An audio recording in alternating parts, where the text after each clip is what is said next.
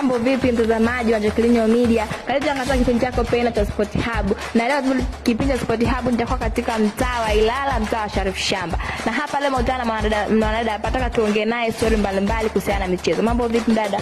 Poa. Uko poa? Niko poa. Wanakufahamu kama nani? Kwa jina naitwa Oliver. Okay, Oliver, na leo hapa nataka tuongelee mada mbalimbali za michezo. Na mada zenyewe zitakuwa ni mada ya Yanga yatoa masharti yao ili wateze dabi. After tutakuwa na mada nyingine ambayo inakuwa inasema goalkeeper klabu ya Yanga Djigui Diarra pamoja na beki wa klabu ya Azam FC. Utakuja kujua kwamba goalkeeper pamoja na mchezaji wa Azam FC wamefanya nini. Alafu pia tutakuwa na mada nyingine kuelekea Ulaya. Pia tutakuwa na mada ya tutaongelea pia ubingwa wa Porto Juice kuichapa Spain. Usiondoke, baki hapo mpaka mwisho.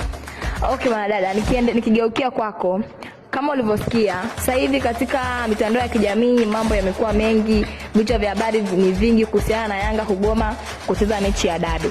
Na pia Yanga jana Yanga FC walikuwepo na mkutano na bodi ya ligi, ambao kwenye mkutano huo, baada ya mkutano kuisha, walikuja na kusema kwamba klabu ya Yanga wametaka katibu mkuu wa TFF wametaka katibu mkuu wa TFF Wilfred Kidau ajiuzulu, CEO wa bodi ya ligi TPLB Almas Kasongo ajiuzulu. Yanga pia wametaka bodi ya uendeshaji wa ligi ivunjwe. Wewe kama mdau wa mchezo unaongeleaje swala hili? Wanataka kwamba viongozi wajiuzuru na bodi ya ivunjwe.